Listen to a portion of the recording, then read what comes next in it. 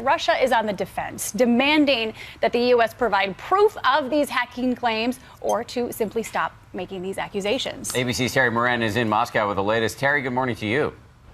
Well, good morning, guys. Russians are watching in amazement, and some right here in the Kremlin with delight, no doubt, at the post-election chaos in the United States. But one thing you hear right away, people don't believe it. They don't believe President Obama's accusations. They don't believe the U.S. intelligence agencies.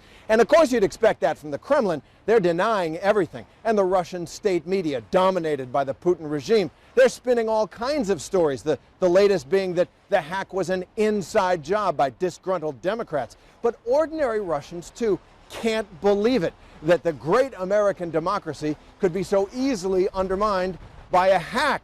They just don't believe it. Another thing you hear, relief that Hillary Clinton lost. The Kremlin saw her as a dire threat to Russia's interests. She was seen as too hawkish on foreign policy and anti-Putin.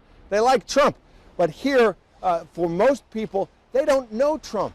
He is, for Russians in the Kremlin and around this country, a welcome change from President Obama, but like he is for people all over the world, for people in the United States, he is a wild card on the world stage.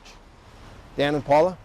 Unpredictable. Terry Moran, thank you for reporting in from Moscow this morning. So let's bring in ABC's Martha Raddatz, who's in Washington, where she's going to be hosting this week, later this morning. Martha, good morning to you. In terms of proof from our intelligence agencies, what kind of proof can these folks provide? And can they show their cards without compromising national security, with revealing sources and methods and the like? Well, whatever proof they have, Dan, seems to have convinced all 17 intelligence agencies that there is no question it was the Russians. Some of that proof is markings that tell them where the hack originated, even time zones, language markings. But the classified intelligence that would link this to senior Russian officials and Vladimir Putin himself could include so-called signals intelligence, which is sophisticated eavesdropping. And that is the kind that won't be revealed because it would compromise, as you said, sources and methods. Martha, good morning to you. Thanks for joining us. You know, it kind of feels like we're backed into a corner here with our options for retaliation. President Obama has promised some sort of payback. So what are these options? And really, at the end of the day, how does this thing end with Russia? Well, Paula, you heard what the president said on Friday. He said, our goal continues to be to send a clear message to Russia or others not to do this to us because we can do stuff to you. That stuff ranges from cyber attacks on Russian networks, which is risky because we're still vulnerable as well, more sanctions, which haven't really worked that well, or just something that will let Russia know we could escalate. But that's not the goal. As former CIA Director Dave Petraeus said at a conference this week, the question is, how subtle do you want it? How damaging do you want it? How do you try to end it here rather than just ratchet it up? And that, Paula and Dan, is what they're trying to figure out. It's a tricky game, a fine line to walk. Martha Raddatz, thank you very much. And I want to remind everybody, Martha's got a big show coming up this morning. She's going to be speaking with DNC Chair Donna Brazile about Russian interference in the 2016 presidential election, and former CIA Director and Trump Senior Advisor James Woolsey about how the new Trump administration will respond. It's all coming up on This Week later this morning, right here on ABC.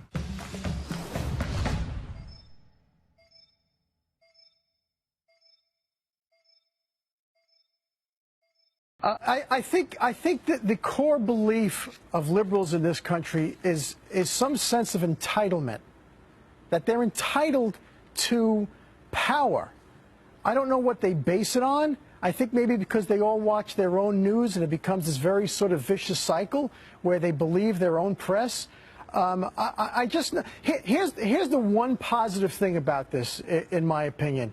I think now, for the first time, the American people are getting to see what these people are really like.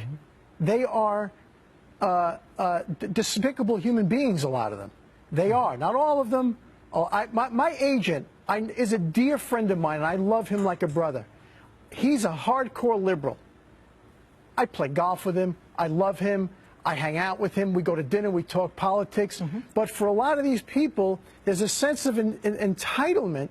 And I don't know where it comes from, but the American people are now seeing what's going on. I mean, you look at that poor man that voted for Trump that was pulled out of his car and beaten up. you know, it's gotten to the point where I hope Trump, when Trump gets in there, that he shuts all this down by allowing the police to do their job. Donald Trump has no right to enter the White House. Martin Sheen leads a pack of washed-up celebrities trying to sway electors against the president-elect. And prominent Trump supporter Scott Baio allegedly attacked at an event at his daughter's school. What's going on? Let's have Scott now. Joining me now, actor and outspoken supporter of President-elect Donald Trump, Scott Baio. All right, Scott, you came out on this show supporting Donald Trump. You actually speak at the convention, and you come on after the election, and you think it's over. But this week, you're at your daughter's holiday Christmas party at school, and Bailey, your daughter's 9 years old. You come out, you're minding your own business, and all of a sudden, somebody attacks you, allegedly. This Hot Chili Peppers drummer's wife, she comes at you, allegedly, and because you're a Trump supporter. What happened? Right. I don't want to talk about what happened, Judge, because it's a pending investigation. But listen, quite honestly, I don't need to be here tonight, nor do I want to be. It has nothing to do with you. I love you. But I've got a lot going on. I got a lot going on. My mom died 10 days ago, 3 days before this event happened at my kid's school. I've got a young boy, family member, he's 6 years old. He's got a very aggressive leukemia. I got a lot going on, so I don't need this. But I felt like I should come on because this has got to stop. I should not be put in a position where I'm afraid for my life and the life of my 9-year-old daughter because of my political beliefs, right? We won the election. And I didn't say boo in 08 or 12. I didn't say boo, but we won the election.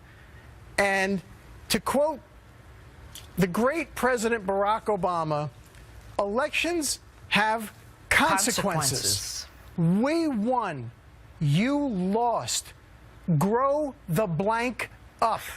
Move on with your life. He's the president-elect, and he'll be president on January 20th.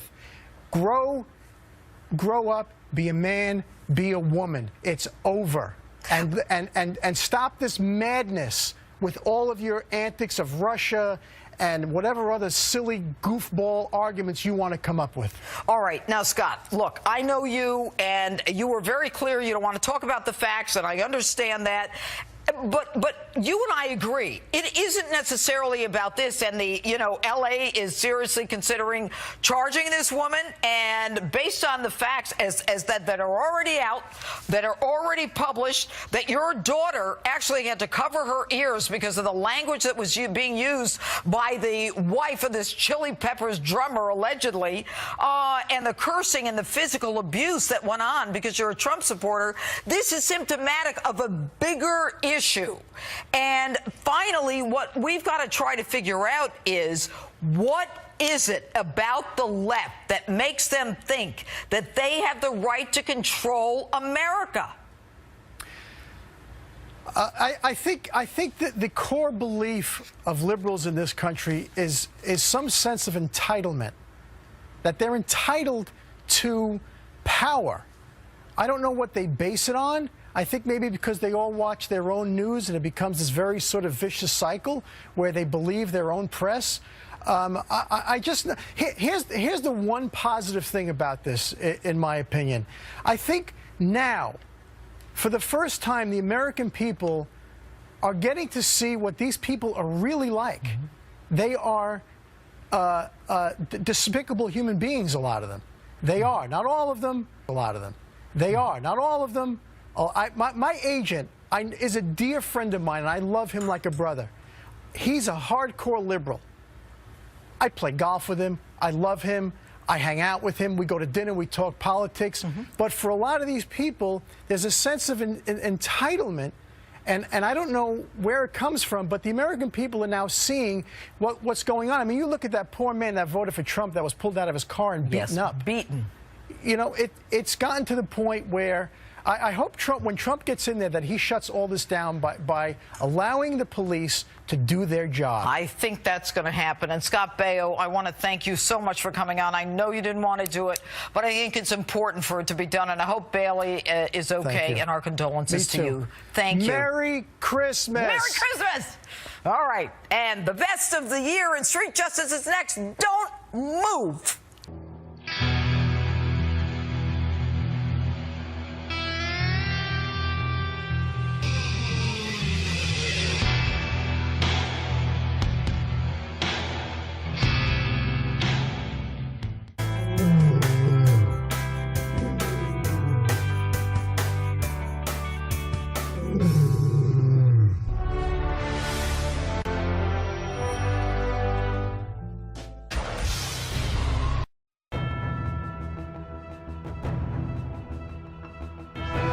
And there shall be signs in the sun, and in the moon, and in the stars, and upon the earth distress of nations, with perplexity, the sea and the waves roaring, men's hearts failing them for fear, and for looking after those things which are coming on the earth.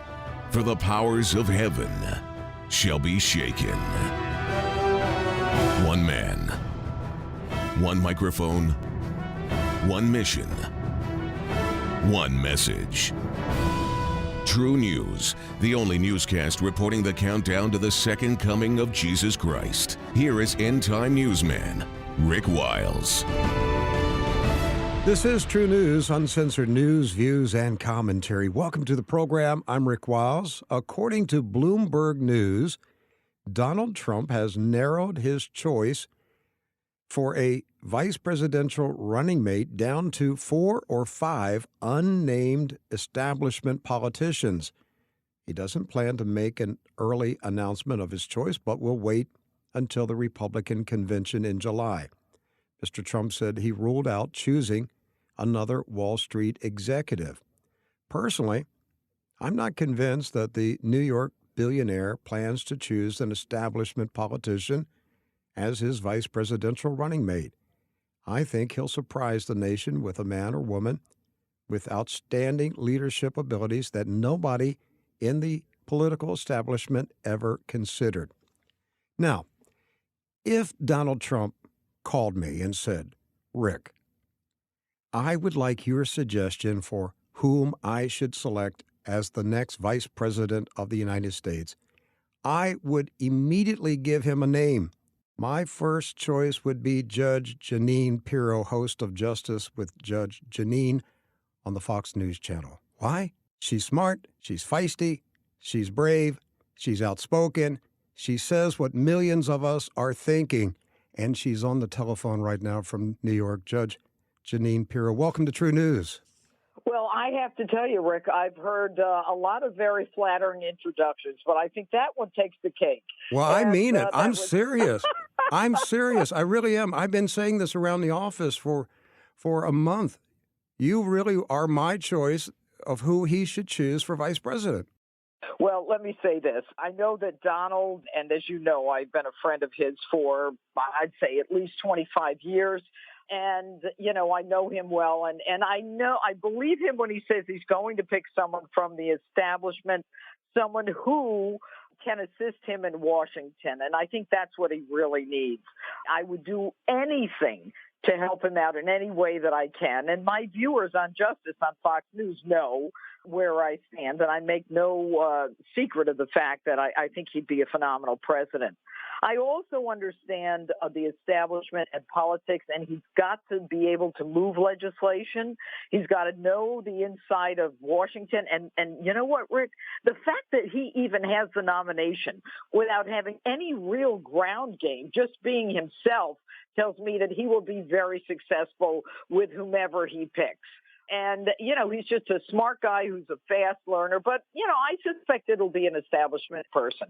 And let's just hope that we can beat Hillary Clinton, because that's the goal. We cannot have another 4 years of the Obama mentality, hating the cops, you know, all of this lunacy with government spending. We can't do it anymore, Rick. We can't. What kind of campaign are you anticipating? It's interesting that you say this on the day when, Bernie Sanders is meeting with President Barack Obama. I think it's going to be a vicious campaign. I think it's going to be like nothing we've ever seen before. I think that Donald Trump is going to introduce Hillary to a generation of millennials who have no idea what her background is, who know nothing about Travelgate or Rose Law Firms or, a myriad of scandals that she's been involved in. And I think that, they're going to fight back and fight back hard. I think that they will turn him into someone who is, a hater, as they've already been saying, that, he's a racist, he's this, that, and the other thing. But I think, interestingly enough, I think most Americans have already decided.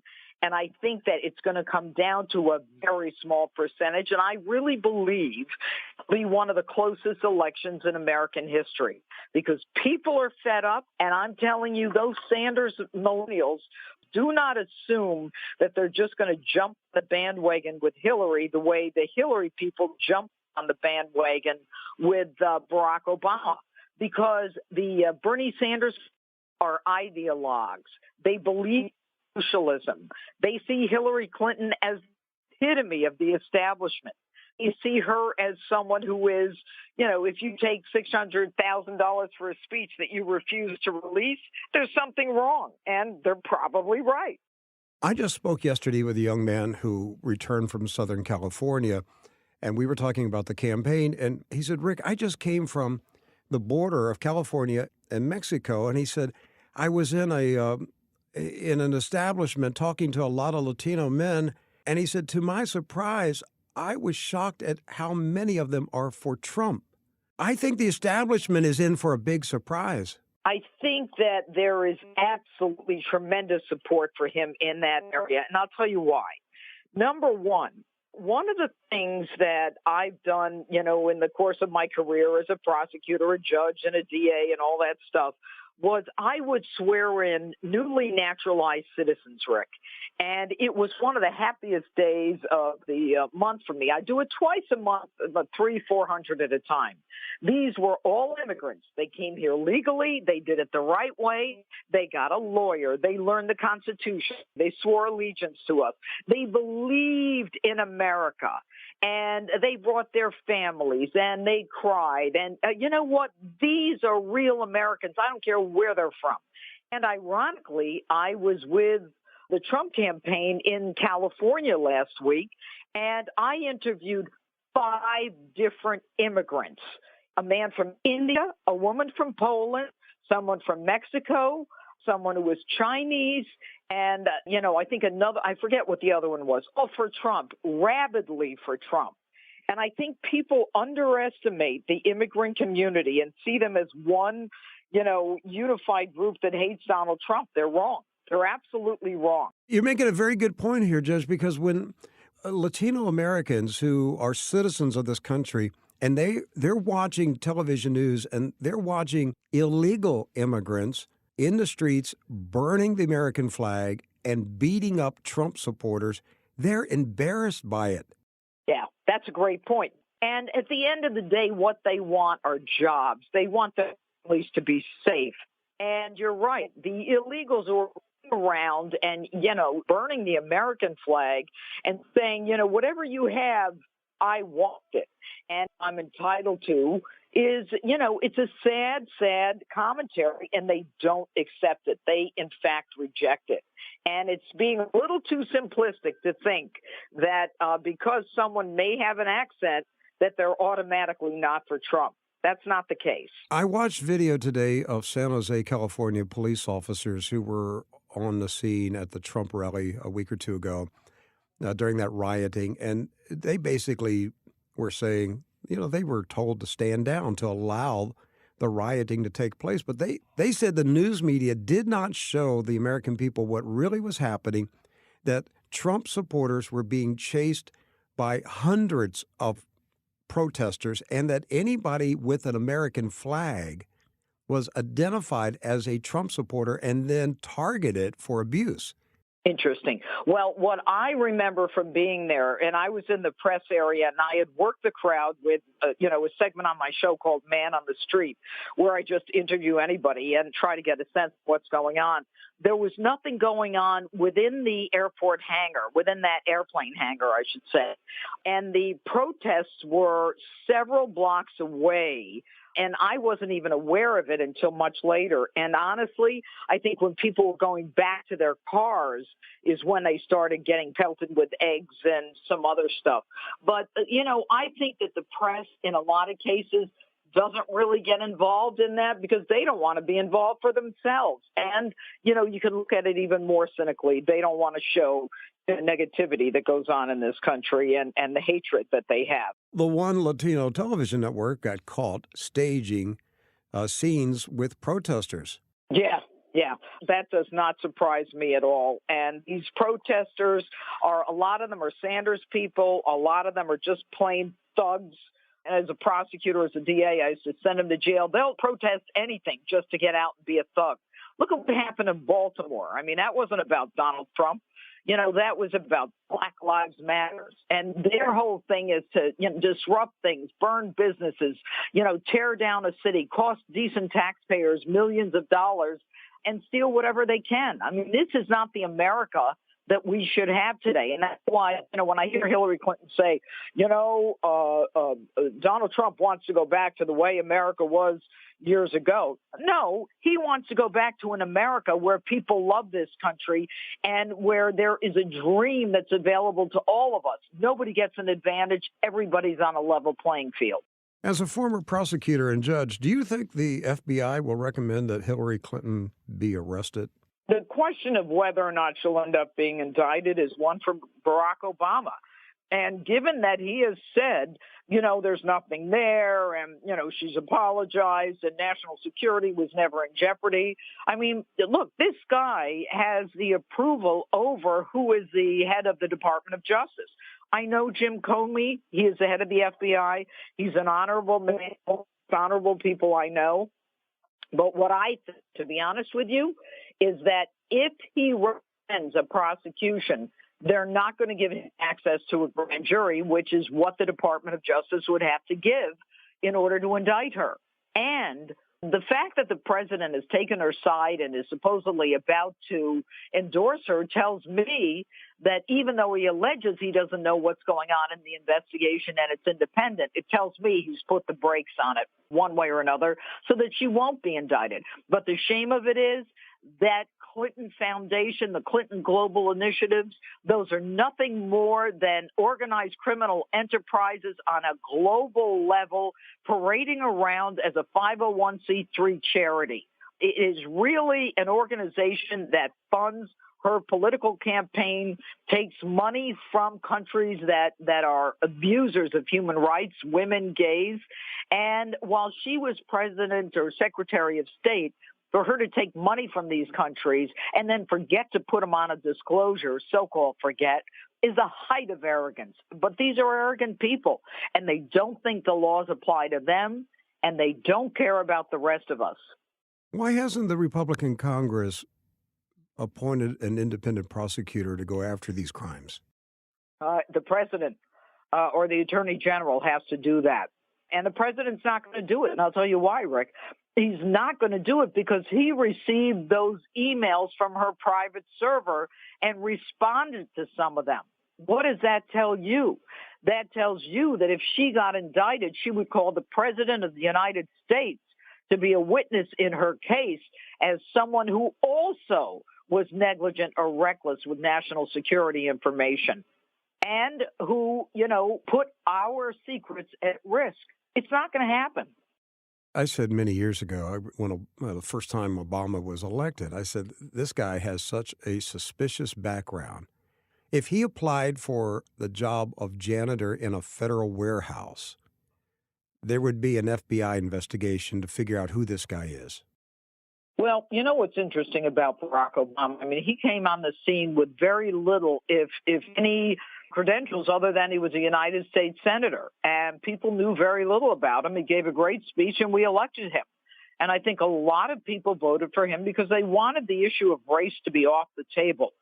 Little did they know, 8 years later, it's worse than ever. Little did they imagine that we'd have a president who would trash law enforcement and, be involved in movements where police are now in jeopardy because of a feeling from the White House and messages from the White House that, cops are the enemy. It's crazy. And that's why we cannot elect Hillary Clinton. She's nothing more than another 4 years of not only self-enrichment for herself, but another 4 years of the Obama mentality where we can't simply afford to go forward in the future and, have our kids indebted like this. Hi, this is Rick Wiles. I'm sorry to interrupt today's edition of True News, but the censors at YouTube have silenced us. They are limiting True News to only 15 minutes per day. You can hear the full program by going to our website, truenews.com, TRUNEWS, truenews.com, or by downloading the True News app onto your smartphone or tablet. Thank you so much.